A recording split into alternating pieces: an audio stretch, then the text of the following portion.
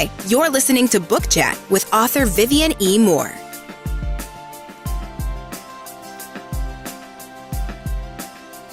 Like us on Facebook.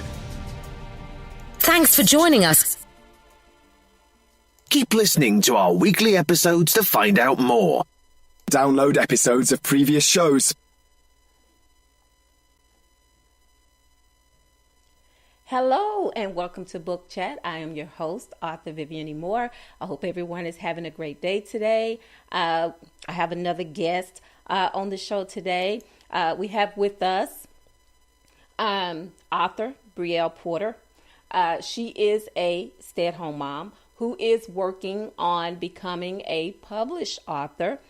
She was an unofficial Pitch Wars mentee and a 2017 Sun vs. Snow mentee. Welcome, Brielle Porter, to the show today. Thank you. How are you? I'm good. How about you? Oh, I'm doing wonderful. I want you to explain to me exactly what is the unofficial Pitch Wars mentee and the Sun versus Snow mentee. I've been wondering about that. I need to know what that is. Tell me, please. Yes. Oh my goodness, yeah. So Pitch Wars is a contest hosted. Well, it was hosted by Brenda Drake when it was first started, and basically a bunch of aspiring authors submit, their most polished query and pitch, and they can be picked to be mentored by an author in the field, either someone who's working or someone who has helped a lot of other authors. And I submitted back in 2017, and I got one full request from one of the mentors, which was really cool. I wasn't expecting much. But they got back to me. They ended up picking someone else, but they did tell me that they would mentor me unofficially, which is, I didn't get to go on to participate in the agent showcase, but they looked over my manuscript and they offered tons of helpful critiques and info, and it was amazing. Wow, that is a great honor to even be considered, whether you were chosen or not, but that's great. And then you got the benefit of them critiquing your work and telling you, what to do and how to fix it and everything. So, you can't go wrong there. That's wonderful. Well, currently you are drafting your third novel and you have been preparing for queries. So I know that you're working on one novel in particular. And if you'll just give us a quick synopsis about the one that you're working on now. Yeah. Okay. So it's a middle grade adventure story about a kid named Landon. And Landon is a huge loser. He's in a town full of supervillains, and he has no superpowers. Oh. He's the only one.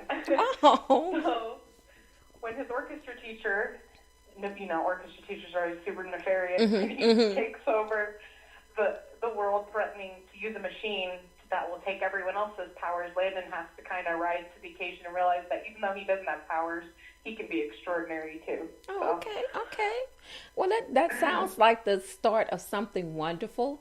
And I know that there's a lesson to be learned in this story. I know it has a great moral to it. So, but we're going to get to that when I get to the questions, because I have a great question concerning that in just a moment. But I know that you're a writer. You are a stay-at-home mom. So, how do you manage being a mother and pursuing your passions at the same time? How do you find a perfect balance, or does one exist?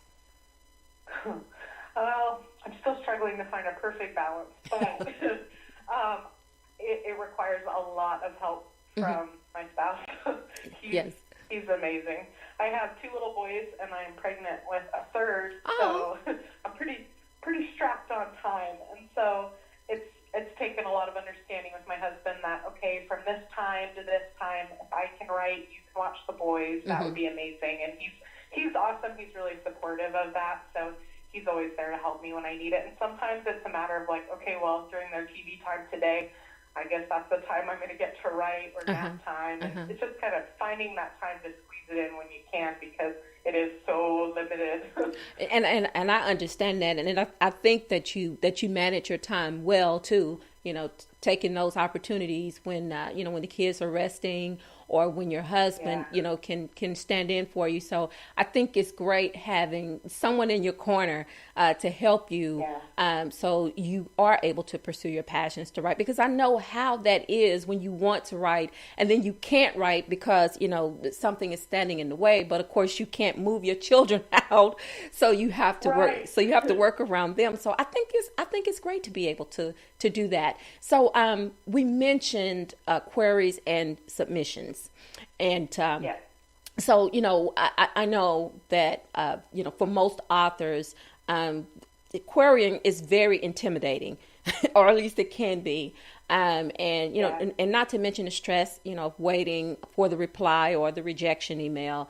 And, everything has to be so precise, exactly to submission specifications when you do submit your work. So would you consider self-publishing to avoid this method of getting your book into the market, into the reader's hands, or would you prefer to, submit it to publishing houses?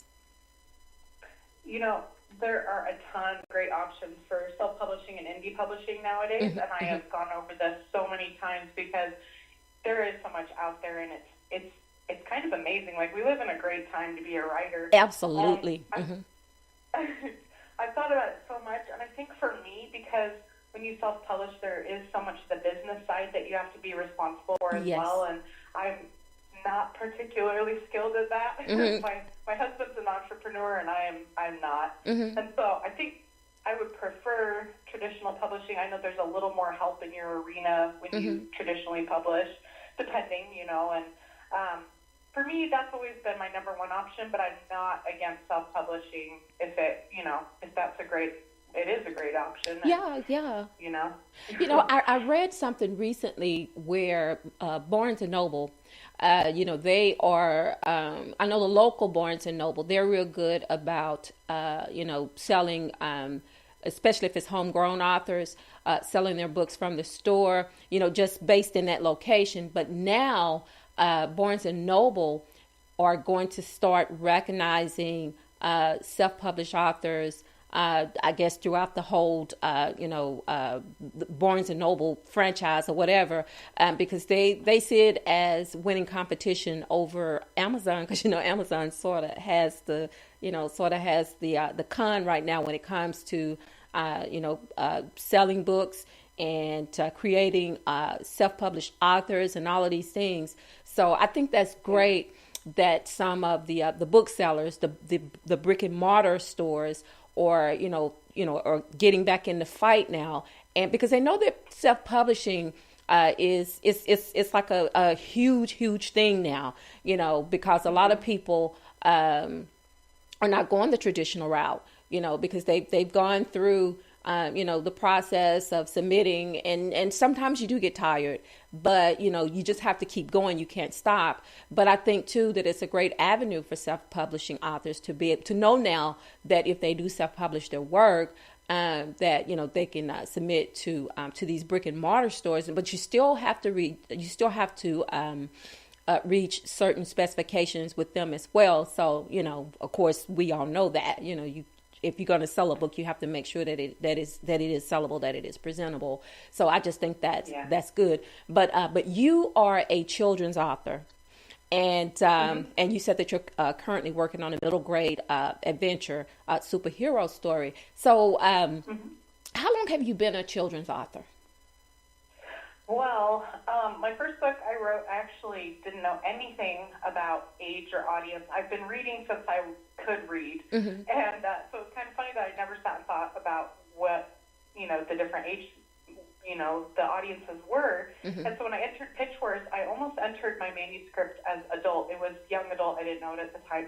Okay. And I got a lot of feedback, and he's like, I don't think this is adult, and you should probably do a little more research into that. And so I did, and I found out, actually, I probably should have been marketing this book as middle grade. And it wasn't until I got a revise and resubmit from an agent suggesting that I realized that I had way missed the mark with my audience. Ever since, I was like, middle grade and young adult are such a great fit for me, and it makes so much more sense than me trying to write adult. So, I mean, because you sort of have to, well, I don't want to say stay in your lane, but, just what, your passion, what's in your heart to write about.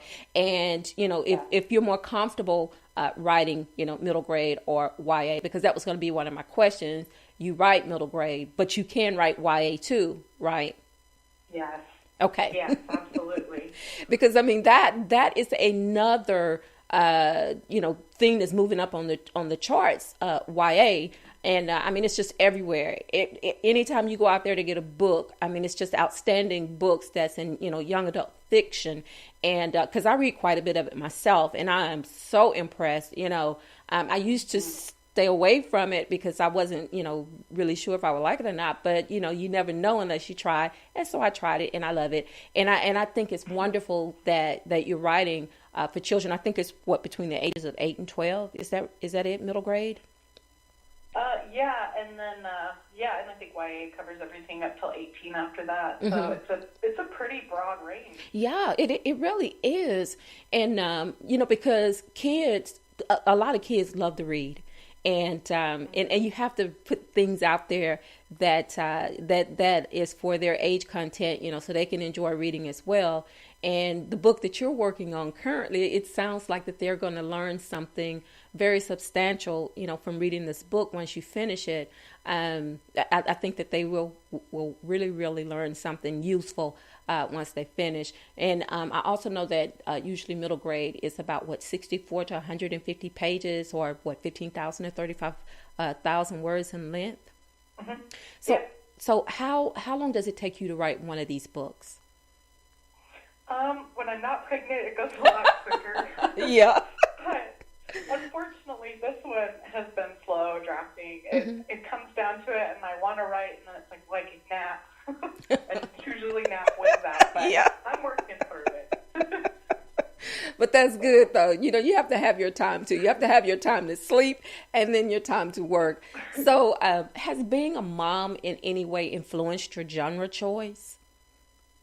I think for sure, because I started out writing, what I thought was adult and, the young adult genre. And the more I read with my sons and get to see them learning about this whole world of books and everything that's out there, the more it's made me want to write stuff that they can read and that we can share together sooner. Yes. And since I've thought, I'm writing a book from a boy's point of view, and it's so fun. Being a boy mom, yeah. Getting to write that, use those experiences, it's been really great. Well, you have a great insight on that because you have 2 sons and a third one on the way. So, that it's pretty easy. That makes it really easy for you to write about. So, if you didn't write, what would be your occupation? If you weren't a stay-at-home mom, what would be your occupation? What do you think you would be doing if you wasn't a stay-at-home mom or if you wasn't a writer? It's funny. When I went to college, I had read Jurassic Park, and I thought, it'd be really cool to clone dinosaurs. Yeah. And so I was majoring in integrative biology, which I knew nothing about, and I was not good at science or math. And I realized then that writing was probably what I should be doing. But I think if I wasn't writing, I would love to do something in comedy or, that kind of thing. That's always been a big draw to me, like Saturday Night Live. Oh, yeah. UFC, that kind of stuff. Sounds fun to me. So would you say writing is the perfect career choice for mothers? If you have that passion, and if like you said, if it's something that you don't feel that you're good at outside of it, but would it be something that you would suggest to other mothers, to maybe sit down and write a book or pamphlets or something like that? Would you say that that's the perfect career choice?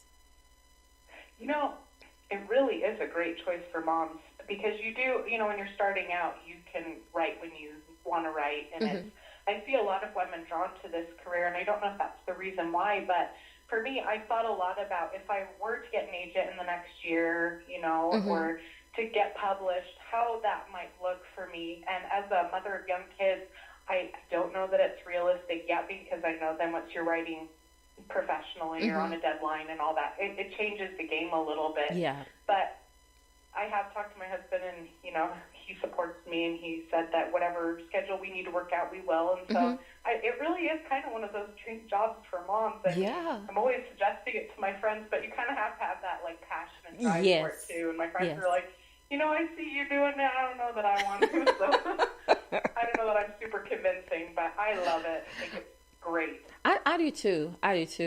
If I would have had that choice, then that definitely would have been mine. So what is, because you have two boys, how old are they? I have a 5-year-old and a 2-year-old. And a 2-year-old, okay. So what was your favorite childhood book growing up? Oh man, where to start? I love anything by Roald Dahl, and I was a big fan of the Wayside Stories for the Louis Sachar is one of my favorite authors. Okay. Can't remember the name right now, but I love those kooky, off-the-wall, very imaginative stories for kids. They just took me away from, boring school life and made me see there's something fantastical out there. And I think that is how how you should view the outlook of life as something fantastic, and not always foreboding, but something great, something that you can learn from and have fun with. What does, and I just want to, and I ask, most of my guests is, I just want to know, what does literary success mean to you? I think for me at this point, it would be just having a book out in the world that people have access to and can read. And for me, that's the big goal right now. I know I've heard that, as you get published and, you're out there in the world, your goal markers kind of change a little bit. So for me right now, that's my goal. Is I want a book out in the world that my sons can pick up and read. And be proud of. You can be proud of as a mom, and then they can be proud of you, as a writer and a mother too. So how far along do you think it will be before you actually finish this book? I'm hoping before this baby comes, but definitely by summer. That's my goal marker. Okay. And then you are going to submit it traditional, right? Yeah, I'm going to try that first. We'll see how it goes. Okay. Well, I wish you all the success in that, because I mean, sometimes it can be, the process can be fun and, getting your work out there, but it's also a learning process as well. So I just wish you all the success on that. But before I let you go, because I didn't want to hold you too long today, because I know you have little ones, what advice would you give other moms who are writers about finding a balance between the two? I think the most important thing is not feeling guilty about writing. I think as moms, it's easy to feel like if I'm putting time towards this, I'm being selfish, I'm not taking care of my kids. But I really feel like mothers can do something for themselves creatively, and it benefits them as a mother, and it benefits their kids. And so I would say, don't be afraid to take an hour a day to write and do what you need to do creatively. It doesn't make you any less of a mother. In fact, it probably will help you succeed and, be able to interact with your children better. Right. So for me, that was something I really struggled with. And so I wish someone would have been there to tell me that, it's okay. You can be a writer and a mom. I think that's great advice. And I don't think a lot of people probably would have seen it this way that you did, because I don't know if they had kids at home, small kids at home, if they felt guilty about writing. But I think that is wonderful advice, to not feel guilty about it, because you are a mom, but still you're a person too, and you have desires that you want to fulfill. So I think that was wonderful. I think that was probably one of the most valuable things you could leave with the listeners is that word of advice. So I thank you very much for that. And I just want to share with the audience, I think Brielle and I were meant to cross paths, because when I first contacted her, I told her that I was working on a story and the main character's name was Brielle. So I'm like, okay, this was just meant to be. That's awesome. It is. I never hear my name repped. So I'm really happy about that. Well, I'm glad. I'm so glad about that, and I am so glad to have met you and to be able to talk with you about your work. And I would love to be able to, contact you in the future to see how your project is going. And because I have grandchildren that are within that age group in the middle grade, and I would love for them to be able to read some of your work. So it's been I would love that. it's been a great pleasure talking with you. And I wish you all the success in the world. I hope your pregnancy continues to be great for you. I hope it has been at this point. And I hope it continues to be. And God bless you and your family. And thank you so much for chatting with us today. Awesome. Thank you, Vivian. Oh, you're welcome. Bye now. Bye. All right, guys. So that was author Brielle Porter, and I hope that you enjoyed the chat that we had today, talking about her projects, talking about her life. She is a busy mom, and that's a challenge within itself, to try to raise children and also, do what's in your heart, to pursue your passion. So I think she's doing wonderful at that, and I cannot wait to read her work. But before I let you go, I just want to tell you that next Saturday, the telecast, it'll be another author interview, and this one is with Jasper Smith. Now, I recorded this interview quite a few weeks ago because we had the hardest time trying to settle on a date and a time, because he's like 6 hours ahead of us, and because he's over in the UK. But we finally got it together. We finally agreed on a date and a time, and so I got him held down for that, and he did the interview. And I hope that you will love the information that that he brought to the interview, and that will air this coming Saturday at 6. So I hope you'll tune in for it. It won't be a live telecast, but still it's pre-recorded, but you can still listen to it when it is broadcast. And I will thank you very much for that. And I thank you very much for listening to all of the other shows, to today's show and all the previous shows that we've done. I thank you so much for that. And again, my interest in this is to educate and to to bring other authors on so they can share their views, share their opinions, and give advice to the listeners who may be fellow artists, so that's the whole point of the show, Book Chat. All right, so before I let you go, I do want to give you some URLs so you can continue to keep in contact with the show, keep in contact with me to see what I'm doing. So, of course, the first one is to my Spreaker, and it is https://www.spreaker.com/user/author Vivian E. Moore.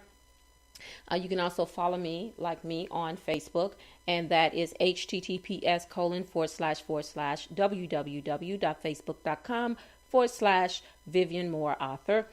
You can also follow me on Twitter. My Twitter handle is God's Property 46. And if you want to follow me on Instagram, it is by invitation only. And that is https://Instagram.com/God's Property 51. You can also check out my website, which is https://VivianEmore.wixsite.com.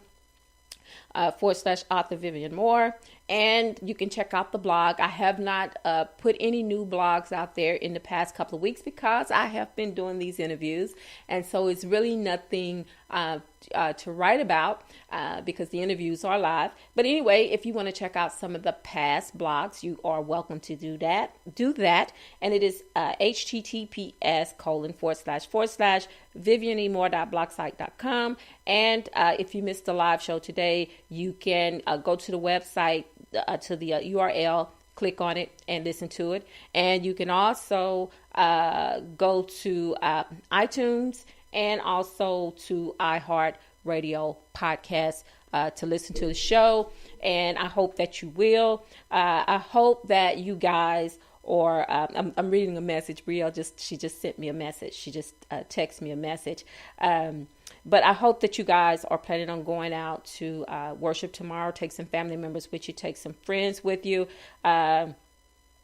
To go out and worship, listen to the word, and by all means, tell somebody that you love them, because tomorrow is not promised. Today may be the only chance you get to do that. So I love you. I hope you love me back. Until the next time you hear my voice, God bless you and goodbye. If you enjoyed today's show, please head over to iTunes, give us a rating, and leave a review. Thanks for listening.